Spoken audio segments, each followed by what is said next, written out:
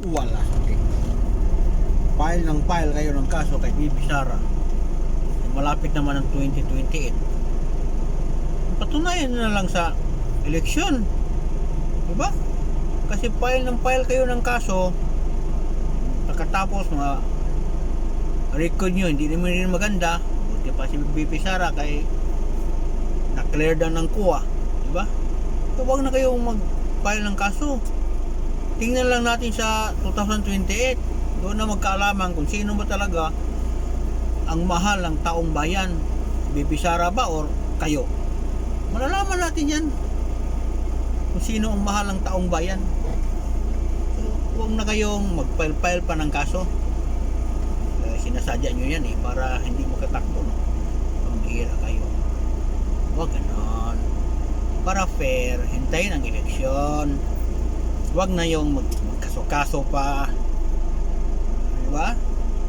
Mayroon naman eleksyon. Doon lang tayo eleksyon para magkaalaman na.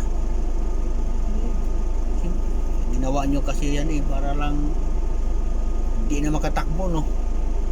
Yun naman kasi yung technique nyo dahil alam nyo naman na talo kayo, kaya kasuhan nyo para hindi na makatakbo sa 2028. Bira kayo kasi takot kayo ang bira. Okay lang sana kung malinis yung record niyo, nag-file kayo ng kaso. Kasi kung tingnan natin yung record niyo, ang lala buti ba yung Bibi Sara, kini-clear pa ni Kuya sa inyo. Wala stick talaga. Kaya ang masasabi ko lang sa inyo, hintayin nyo ang eleksyon, malapit na, ilang taon na lang. Doon na magkaalaman kung sino talaga ang mahal ng taong bayan. Ba? Huwag kayo matakot. Bihira kayo. Doon lang kayo mag-ano sa kaso-kaso na yan. Huwag matakot. Huwag matapang kayo. So, ewan ko, Bibi Sara lang ang binabanatan ninyo. Yung malalang nawalang trilyon, bilyon, sa flood control, ano na nangyari. Wala naman kayo paki. Tahimik kayo. Kayong lahat, tahimik no? Daming ano ngayon, daming pira na wala. Hindi nga inyo tinatanong kung nasaan na yung pira ng pinibintahan ng gold natin na reserve sa Philippines, diba? Gold reserve ng Philippines. Hindi nyo tinatanong palagi lang Sara, parang Sara. Dapat kini-question din nyo ang ibang politiko ng maraming pirang hawak, diba? Puro lang kayo Duterte. Wala talaga kayo. Mas lalo kayo nasisira.